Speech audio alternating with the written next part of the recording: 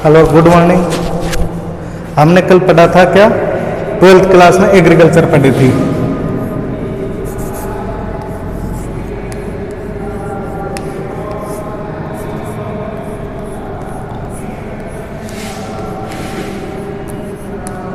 Twelfth agriculture पढ़ी थी ना। कौन सा टॉपिक पढ़ा था? बीड्स।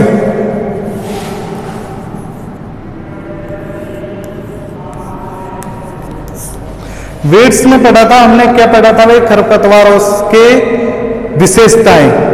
खरपतवारों की क्या विशेषताएं होती है, तो हमने ये जान लिया था भाई खरपतवारों की क्या विशेषता होती है। अब हम करेंगे भाई खरपतवारों का वर्गीकरण, कि खरपतवारों को कितने भागों में बांटा गया है और कौन कौन सी उसके प्रकार है। तो पहले देखो, खरपतवारों का पहला प्रकार आता है जीवन चक्र के आधार पर। पहला क्या आता है? जीवन चक्र के आधार पर।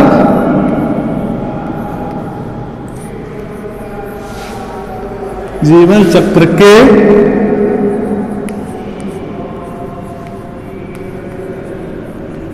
आधार पर। तो जीवन चक्र के आधार पर खरपतवारों को दो भागों में बांटा गया है। कौन कौन से? 1 वर्षीय, द्विवर्षीय और बहुवर्षीय, 3 भागों में बांटा गया है। पहला कौन सा? 1 वर्षीय, दूसरा है द्विवर्षीय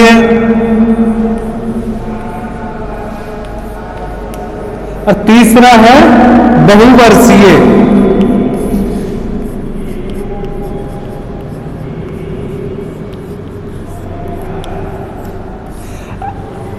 एक वर्षीय खरपतवार।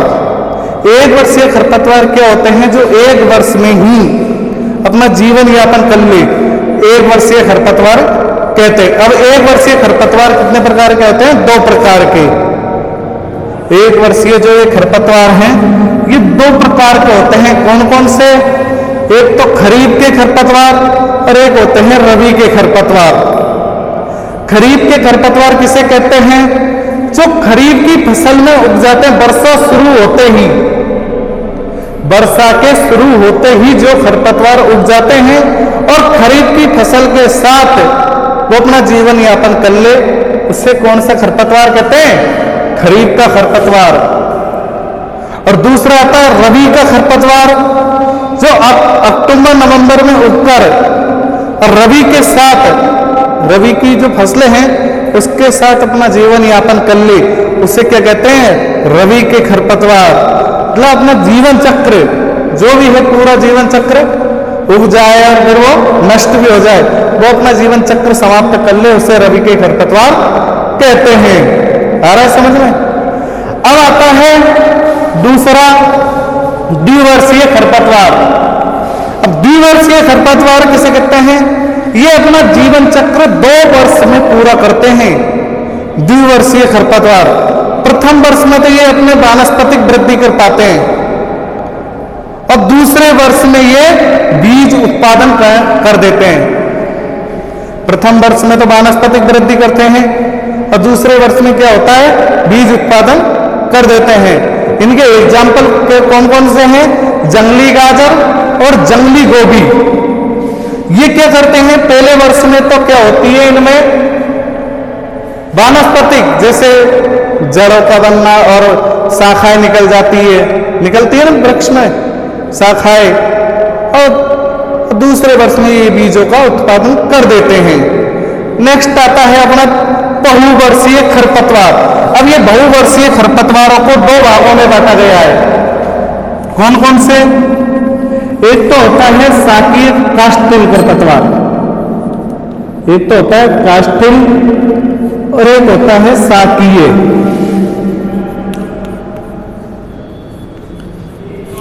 कास्टिल खरपतवार और साकीय खरपतवार। अब काष्ठीय खरपतवार किसे कहते हैं? कास्टिल जो झाड़ियां पाई जाती है जिन खरपतवारों में, वो होती है कास्टिल खरपतवार। जिन खरपतवारों में झाड़ियां पाई जाती है वो होते हैं कास्टिल खरपतवार। शाकीय खरपतवार होते हैं, इनकी शाखाएं मुलायम होती है। जैसे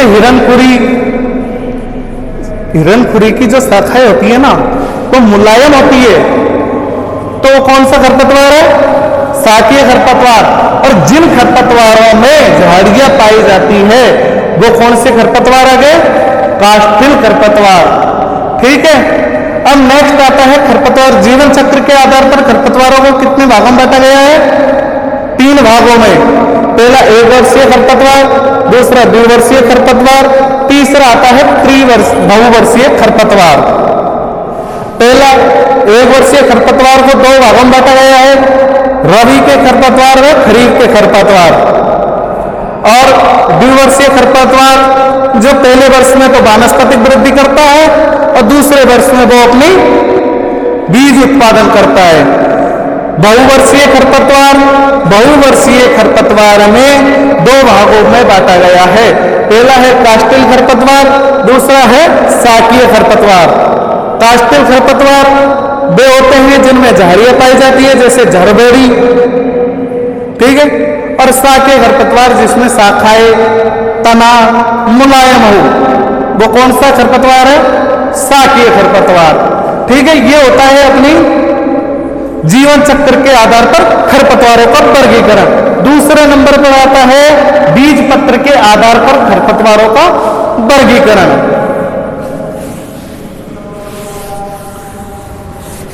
बीज पत्र के आधार पर खरपतवारों को 2 भागों में बांटा गया है भाई। बीज पत्र के आधार पर खरपतवारों को 2 भागों में बांटा गया है, एक बीजपत्री खरपतवार और द्विबीजपत्री खरपतवार। दूसरा बीज पत्र के आधार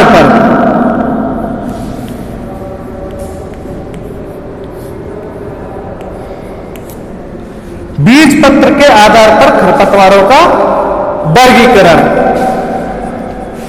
अब बीज पत्र के आधार पर खरपतवारों को कितने भागों में बांटा गया है? 2 भागों में। पहला कौन सा? एक बीजपत्री।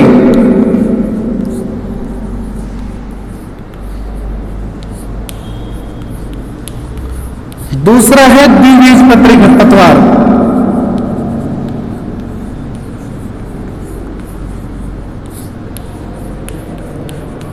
द्विबीजपत्री खरपतवार समझ में आ रही है ना आपके? जहां पे समझ में नहीं आए वहां पूछ लेना। एक बीजपत्री खरपतवार क्या होते हैं? वे खरपतवार जो दाल की तरह 2 भागों में बट नहीं सके। वे दाल होती है, दाल को हम 2 भागों में बांट लेना, लेकिन इन खरपतवारों को 2 भाग नहीं कर सकते, 2 भागों में विभक्त नहीं हो सके। वे खरपतवार जो दाल की तरह 2 भागों में विभक्त नहीं हो, उसे एक बीजपत्री खरपतवार कहते हैं। वे खरपतवार जो दाल की तरह 2 भागों में विभक्त नहीं हो, तो दाल की तरह 2 भागों में नहीं बटे। चना है, चने की दाल आती है, चने को अपन 2 टुकड़े कर लेते हैं, कर सकते हैं ना? ऐसे वे खरपतवार जिनको दाल की तरह 2 भागों में विभक्त नहीं किया जा सके, वे कौन से खरपतवार कहलाते हैं? एक बीजपत्री खरपतवार। एक बीजपत्री खरपतवार कौन से हैं? मोथा, कास, दूब घास आती है, कर सकते हैं कि नहीं कर सकते हैं? दूब घास को 2 भागों में, प्याजी, गेहूंसा, ये ऐसे खरपतवार होते हैं जिनको हम 2 भागों में विभक्त नहीं कर सकते हैं। तो कौन से खरपतवार है? एक बीजपत्री खरपतवार। ठीक है। अब आता है द्विबीजपत्री खरपतवार। वे खरपतवार जिनको हम दालों की तरह 2 भागों में विभक्त कर ले, मतलब 2 भागों में बांट ले, मतलब दाल 2 भागों में हो जाती है ना, ऐसे वे खरपतवार जिनको दालों की तरह 2 भागों में विभक्त किया जा सकता है, द्विबीजपत्री खरपतवार कहलाते हैं। जैसे बथुआ, हिरणखुरी, मकोए, सत्यानाशी, जंगली घास आदि जैसे इनको 2 भागों में बांट दिया जाए, ये वे खरपतवार होते हैं। जिनको दालों की तरह दो भागों में बांट सके। नेक्स्ट आता है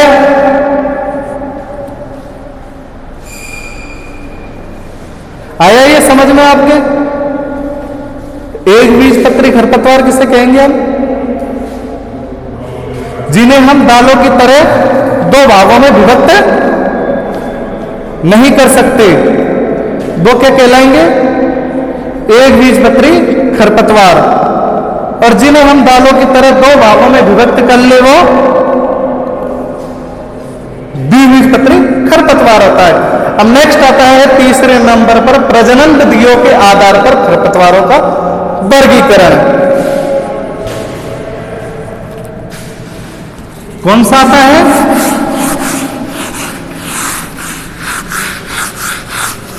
प्रजनन विधियों के आधार पर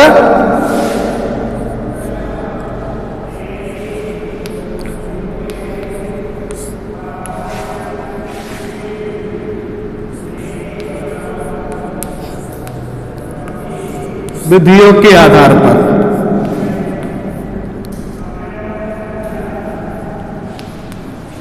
प्रजनन विधियों के आधार पर खरपतवारों को 3 भागों में बांटा गया है भैया। कितने भागों में? 3 भागों में बांटा गया है प्रजनन विधियों के आधार पर खरपतवारों को। पहला आता है बीज से उत्पन्न होने वाले खरपतवार।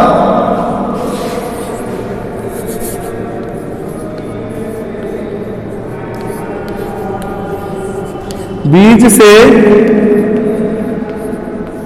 उत्पन्न होने वाले खरपतवार।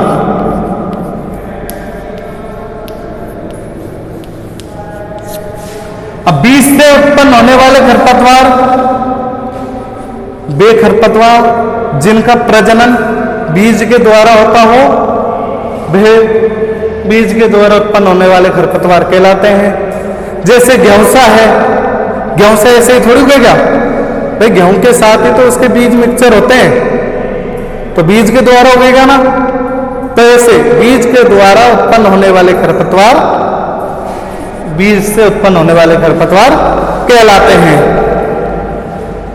प्याजी है, कृष्णनील है, जंगली जई है और लहसुआ, ये बीज के द्वारा उत्पन्न होने वाले खरपतवार है। सत्यनाशी है ना? सत्यनाशी जो सरसों के बीजों की तरह दिखाई देते हैं। अपने कहते हैं सर आपने कल एक क्वेश्चन भी किया था मेरे से कि सर वो एक जैसे बीज दिखाई देते हैं, तो बीज के द्वारा ही हो रहे हैं ना खरपतवार। गेहूं के गेहूंसा भी बीज के द्वारा हो रहा है। तो ये बीज से उत्पन्न होने वाले खरपतवार होते हैं। दूसरा नेक्स्ट आता है वनस्पतिक भाग से उत्पन्न होने वाले खरपतवार।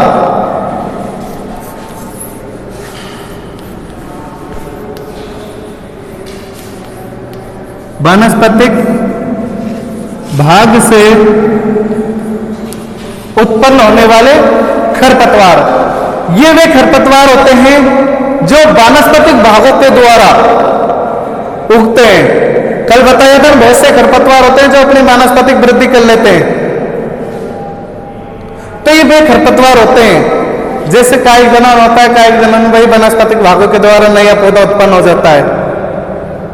वैसे ही है ये वानस्पतिक भागों के द्वारा नया पौधा उत्पन्न हो जाता है, तो वानस्पतिक प्रजनन कहलाता है।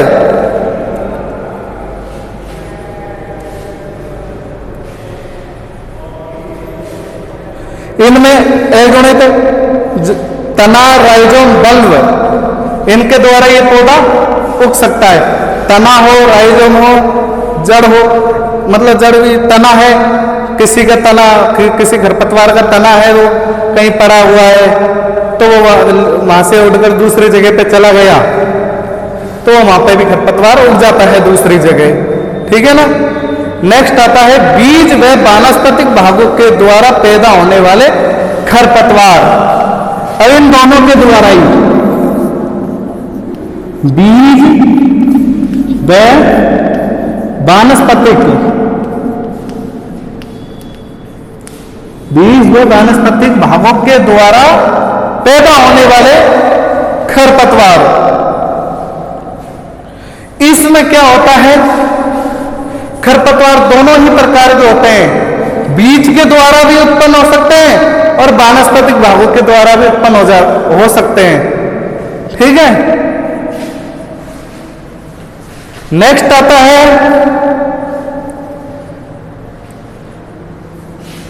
मृदा व जलवायु के आधार पर खरपतवारों का वर्गीकरण।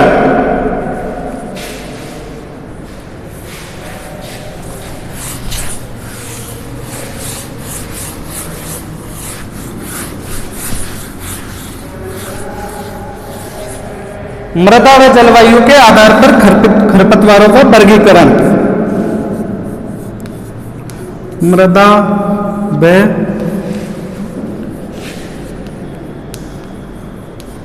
जलवायु के आधार पर खरपतवारों का वर्गीकरण।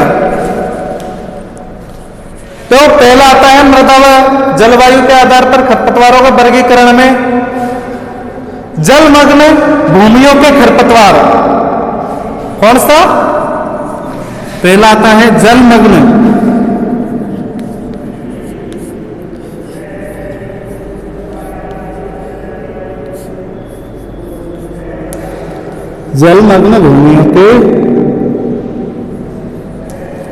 भूमियों में पैदा होने वाले खरपतवार। जलमग्न भूमि आप किसे बोलेंगे? किसे बोलेंगे जलमग्न भूमि?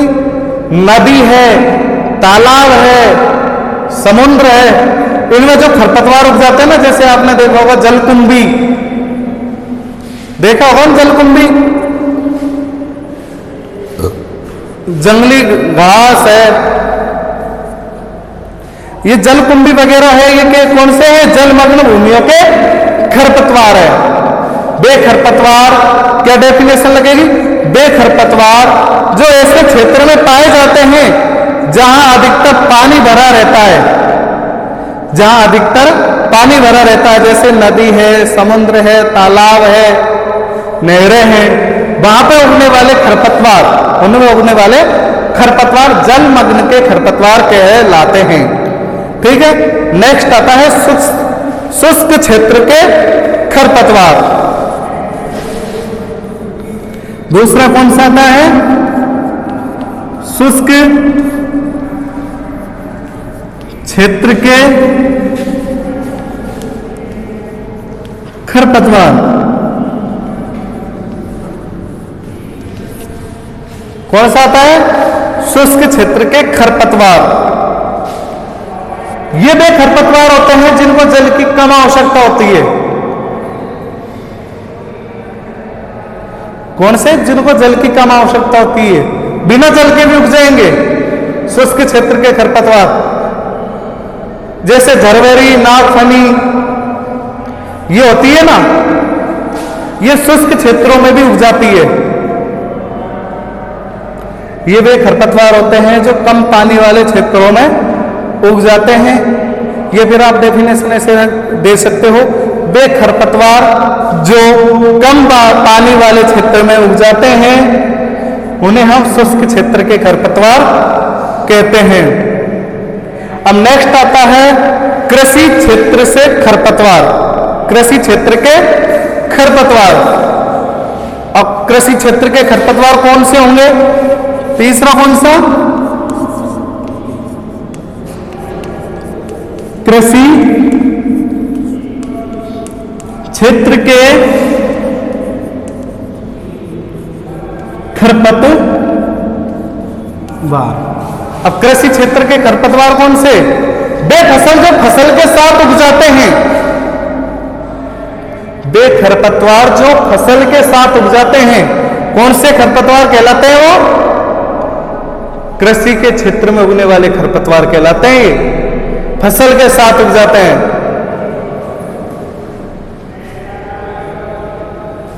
और ये क्या करते हैं? फसल की उपज को कम करते हैं। बेटा क्या करते हैं? फसल की उपज को कम करते हैं। क्या डेफिनेशन मिलेगी इसकी? वे खरपतवार जो फसल के साथ उगकर फसल की उपज को कम करते हैं, कौन से खरपतवार कहलाते हैं? कृषि क्षेत्र के खरपतवार लाते हैं, जैसे बथुआ है, कृष्णनील, हिरन खुरी, जंगली चौलाई, गेहूंसा, ये जो भी खरपतवार है जो क्या करते हैं वो कृषि क्षेत्र के खरपतवार कहलाते हैं। नेक्स्ट आता है एक कृषि क्षेत्र के खरपतवार। नेक्स्ट कौन सा था? एक कृषि क्षेत्र के खरपतवार। अब एक कृषि क्षेत्र के कौन से होते हैं? एक कृषि जहां पे हम खेती नहीं